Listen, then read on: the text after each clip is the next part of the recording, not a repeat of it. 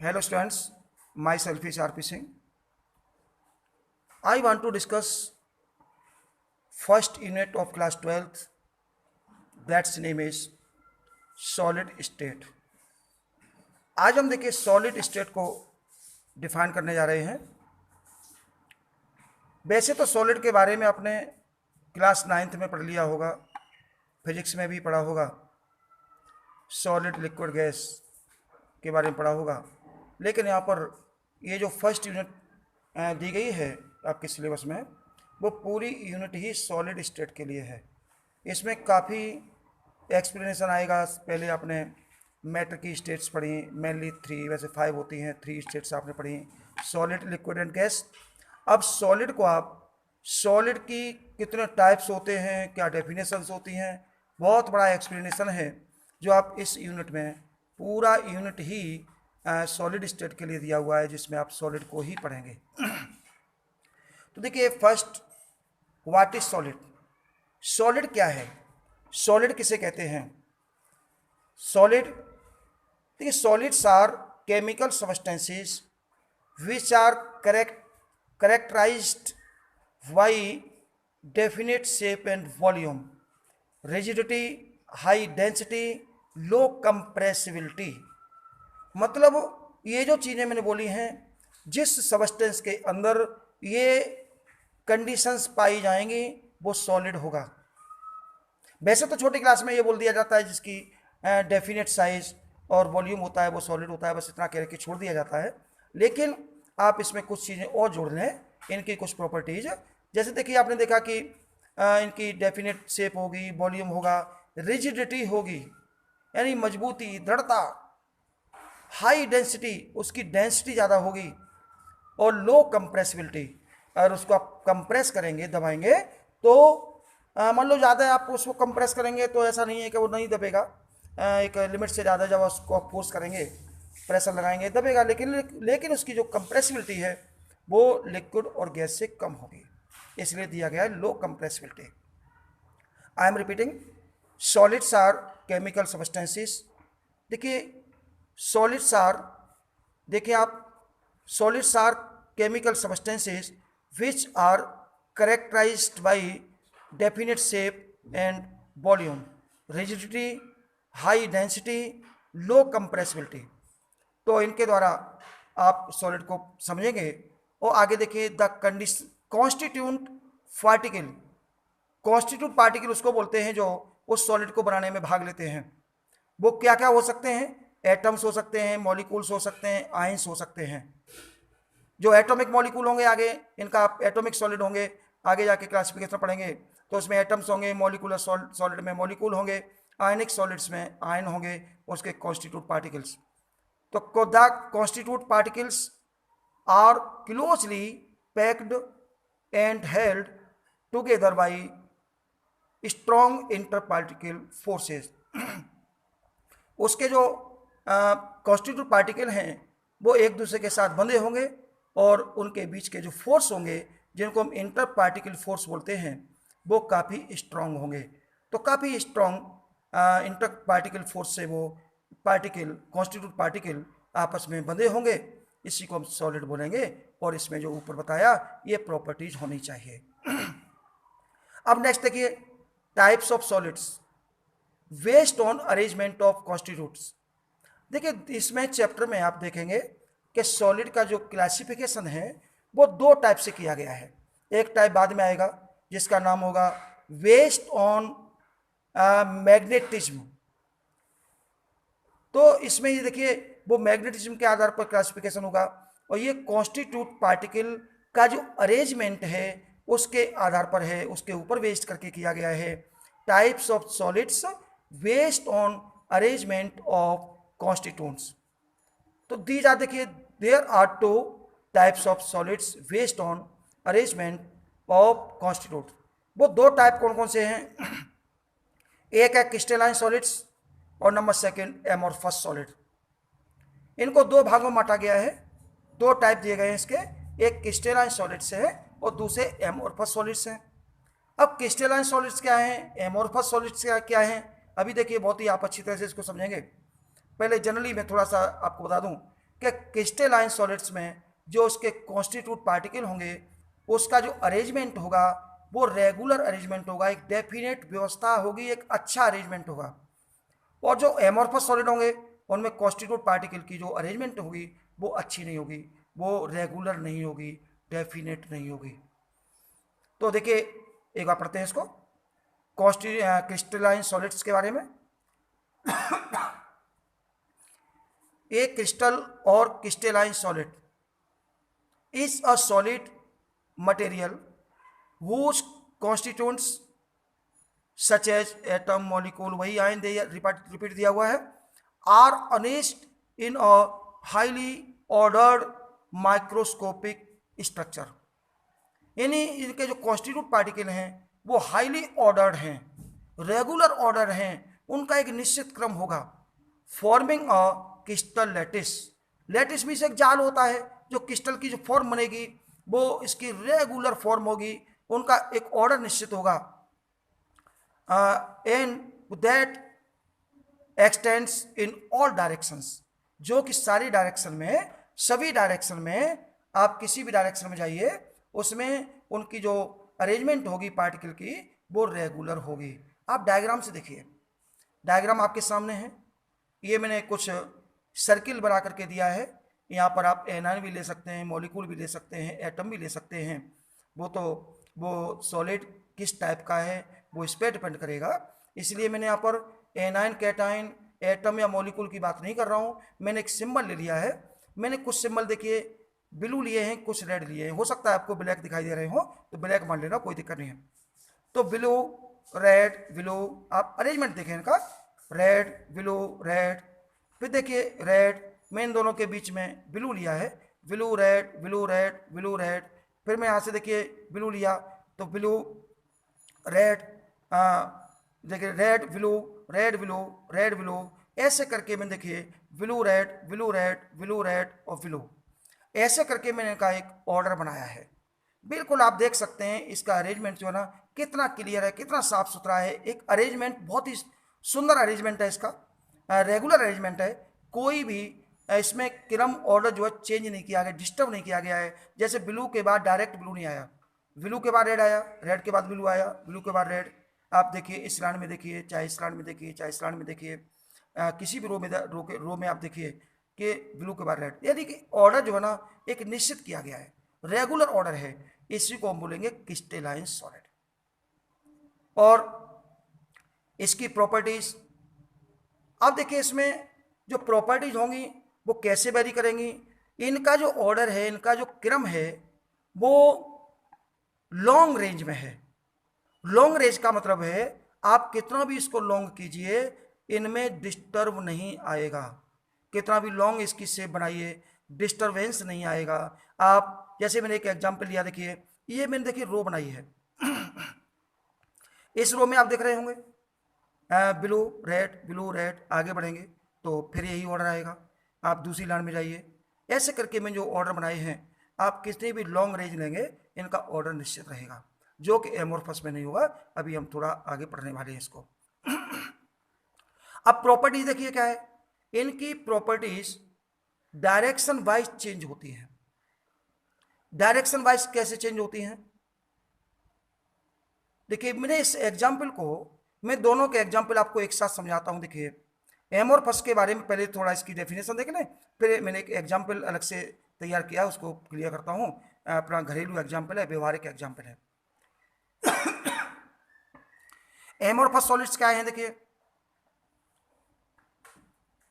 amorphous solids in which the atoms and molecules are not organized in a definite lattice pattern।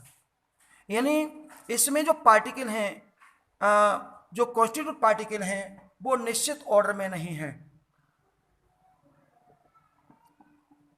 इनका जो order है वो निश्चित नहीं है। आप देखिए, आपने देखा कि देखिए ब्लू के बाद ब्लू रेड ब्लू रेड, कोई इनका ऑर्डर आप डायग्राम में देख सकते हैं, कोई रेगुलर ऑर्डर नहीं है, कोई भी कहीं भी रखा हुआ है।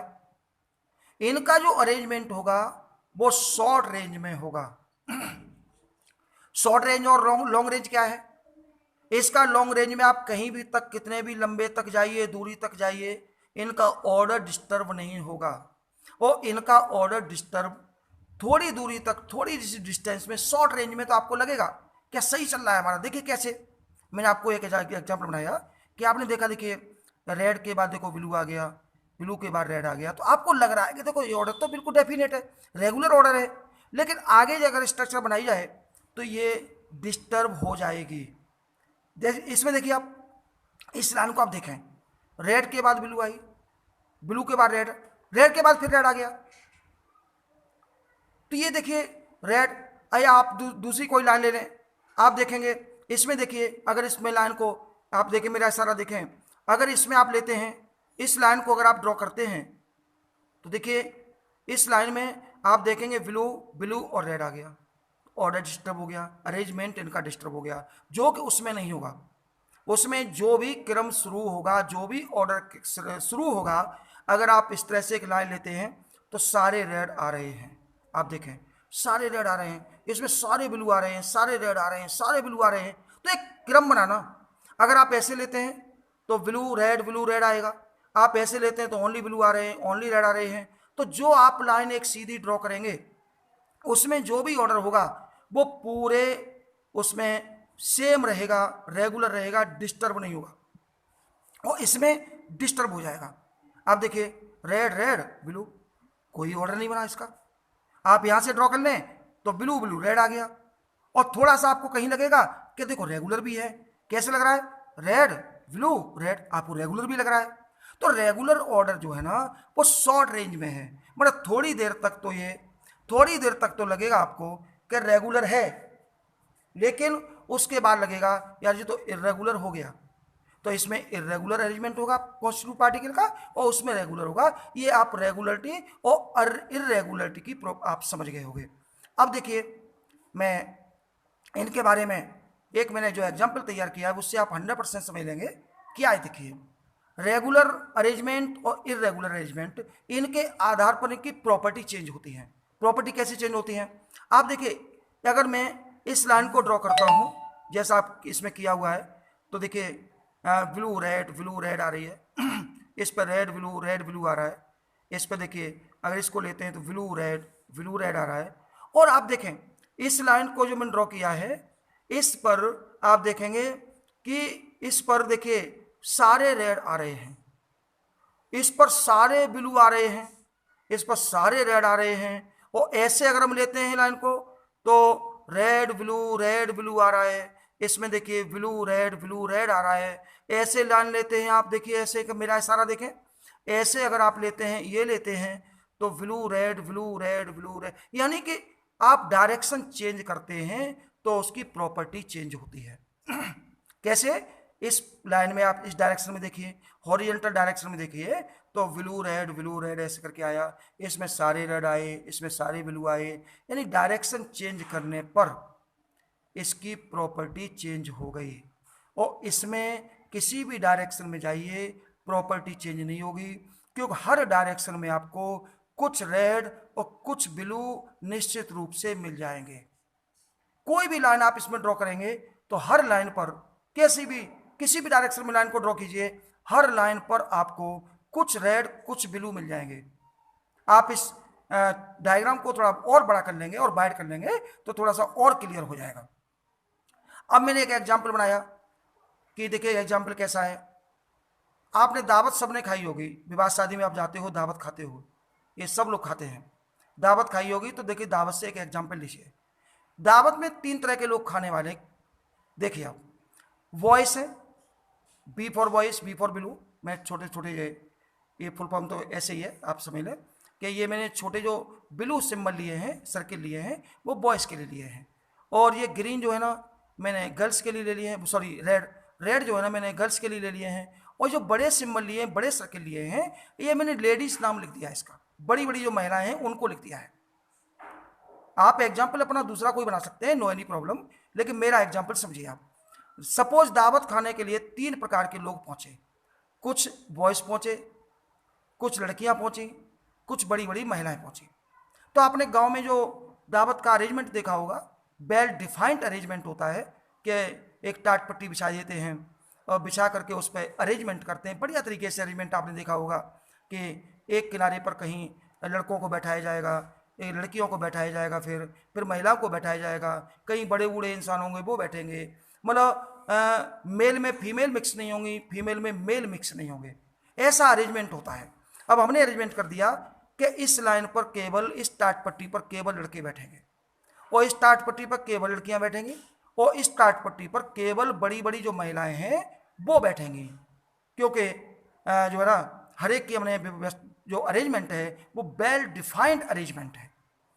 और एक अरेंजमेंट आपने आजकल देखा होगा, जो वेस्टर्न कल्चर आ गई है ना दावत खाने की, जिसमें कहा जाता है कि जैसे जानवर छोड़ दिए जाते हैं खाना खाने के लिए, वैसे ही आजकल इंसान को छोड़ दिया जाता है और खाना कौन खिला रहा है ये पता नहीं होता, सर्व करने वाला पता नहीं होता, उनके केवल कर्मचारी लगे होते हैं जिसको हम लोग, कुछ लोग डोंगा सिस्टम बोलते हैं, बफेट सिस्टम नाम है। तो जो भी आपको अच्छा लगे, जो आप व्यवहार में शब्द बोलते हो वो अपना यूज करें। तो मैं उसी डोंगा सिस्टम की, उसकी बफेट सिस्टम की बात कर रहा हूँ जो आजकल चलन में ज़्यादा है।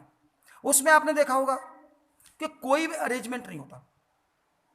जो मेहमान आते हैं उनका कोई भी वेल डिफाइंड अरेंजमेंट नहीं होता कि इधर लड़कियां खाना खाएंगी, इधर लड़के खाएंगे, इधर बड़े बूढ़े लोग खाएंगे, इधर महिलाएं खाना खाएंगी। ऐसा डिफाइंड अरेंजमेंट उनका नहीं होता है।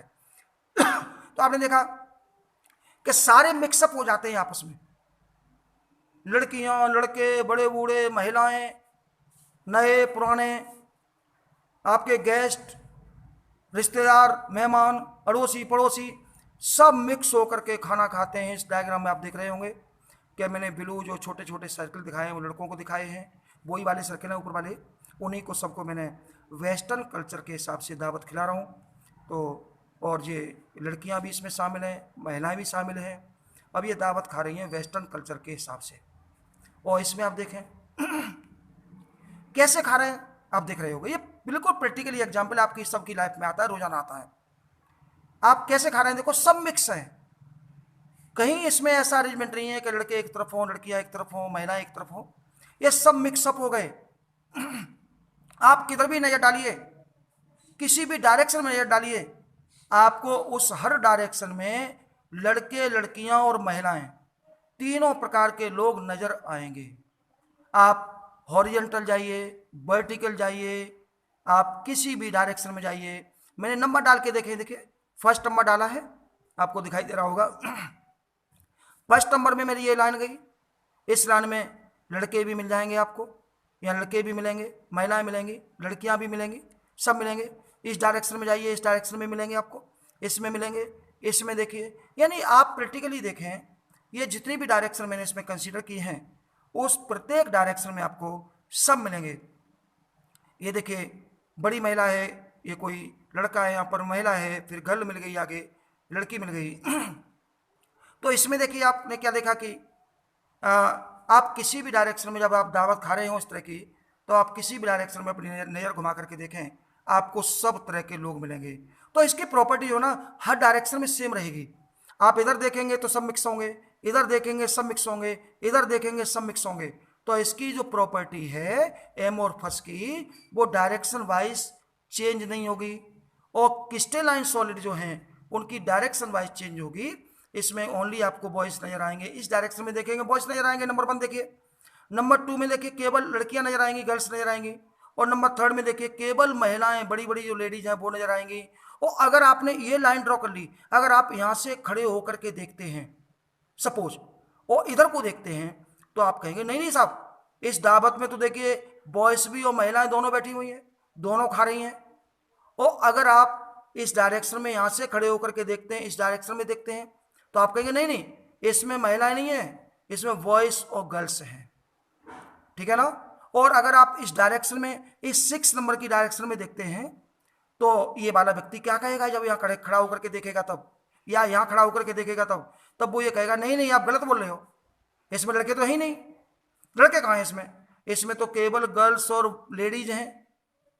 तो ध्यान रखिएगा, ये वाला व्यक्ति क्या कहेगा, नंबर 1 कि केवल इस दावत में, मतलब उसको कंडीशन है कि केवल इस डायरेक्शन में देखेगा, वो डायरेक्शन वाली बात चल रही है यहाँ पर, तो वो इधर नहीं देखेगा। तो वो कहेगा नहीं नहीं इस दावत में केवल लड़के हैं। और जो इस डायरेक्शन में देख रहा है या इस सेकंड नंबर की डायरेक्शन में देख रहा है वो क्या कहेगा कि केवल लड़कियां हैं इस दावत में, लड़के और महिलाएं तो है ही नहीं। और देखिए नंबर 3, नंबर 3 में देखिए इस डायरेक्शन में जो देखेगा वो क्या कहेगा कि केवल इसमें बड़ी बड़ी महिलाएं आई हैं, लड़के लड़कियां तो आए नहीं दावत खाने के लिए। और नंबर 4 में जो देखेगा, इस यहां से खड़ा होकर के जो देखेगा इस साइड में, वो क्या कहेगा, अरे इस दावत में लड़के और लड़कियां दोनों शामिल हैं। और जो इस डायरेक्शन में देखा गया यहां से देखेगा, देखिए नंबर 5 में, वो कहेगा लड़कियां तो इस दावत में ही नहीं, लड़के और महिलाएं हैं। और जो इस डायरेक्शन में देखेगा वो कहेगा अरे गर्ल्स हैं और लेडीज हैं, लड़के तो है ही नहीं। तो कहने का मतलब हुआ, आपने जब डायरेक्शन चेंज की तो इसकी क्वालिटी चेंज हो गई, प्रॉपर्टी चेंज हो गई। और इसमें आपने क्या देखा है एमोर्फस में, आपने किसी भी डायरेक्शन में देखा तो आपको तीनों प्रकार के लोग नजर आए। इसका मतलब इसकी प्रॉपर्टी डायरेक्शन वाइज चेंज नहीं होगी। एमोर्फस सॉलिड की प्रॉपर्टी जो है ना, क्वालिटी जो है वो डायरेक्शन वाइज चेंज नहीं होगी और क्रिस्टलाइन की डायरेक्शन वाइज चेंज होंगी। ये प्रॉपर्टीज मैंने आपको इतनी क्लियर की हैं। तो ध्यान रखिएगा, डेफिनेशन और इनकी प्रॉपर्टीज किस प्रकार से चेंज होंगी, डायरेक्शन में चेंज होंगी नहीं होंगी, किसकी होंगी किसकी नहीं होंगी, ये पूरा आप क्लियर कर लें। और देखिए एग्जाम्पल आप एक दो देख लें इसमें। इसका एमोर्फस का एग्जाम्पल मैंने दिया है, गिलास है, रबर है, प्लास्टिक है, जेल वगैरह, ये एग्जाम्पल है इसके। और आगे चल के देखिए, ये मैंने आपको, वैसे तो आपको देखिए पहले वीडियो एक मिल चुका है, लेकिन उसमें थोड़ा सा मैंने अब चेंज किया है। मैं पेज वाइज आपको वीडियो दे रहा हूँ। मैंने पेज देखिए फर्स्ट नंबर ये डाल दिया है, यहाँ पर मेरा फर्स्ट पेज है ये, इसका मैं वीडियो आपको सेंड कर रहा हूँ। और इसमें वीडियो को आप देखें, इसके बाद मेरा सेकंड पेज आएगा और सेकंड पेज को मैं एक्सप्लेन करूँगा। इसमें इसकी प्रॉपर्टीज होंगी, डिफरेंट प्रॉपर्टीज होंगी, इन दोनों में अंतर होगा, डिफरेंस होगा, तो वो अगले पेज में आप देखेंगे। और इस वीडियो को आप देखें, अच्छी तरह से समझने की कोशिश करें। If you have any problem related with this topic, related with this video, then you can discuss on this number. You can note down 9411478759 and 7906211275। आज इसको वीडियो को जरूर देख लें, और वीडियो को जब भी देख रहे हैं आप शाम तक या कल तक, तो मुझे इस वीडियो से रिलेटेड, इस पेज से रिलेटेड जो भी आपकी एनी वन टाइप की जो भी प्रॉब्लम हो, वो प्रॉब्लम मुझे मेरे इन पर्सनल नंबर पर शेयर करें, मुझसे बात करें और मुझे समझाने की कोशिश करें आपकी प्रॉब्लम क्या है, तो मैं उसको अगले वाले वीडियो में रिमूव करने की कोशिश करूँगा। Thanks all of you.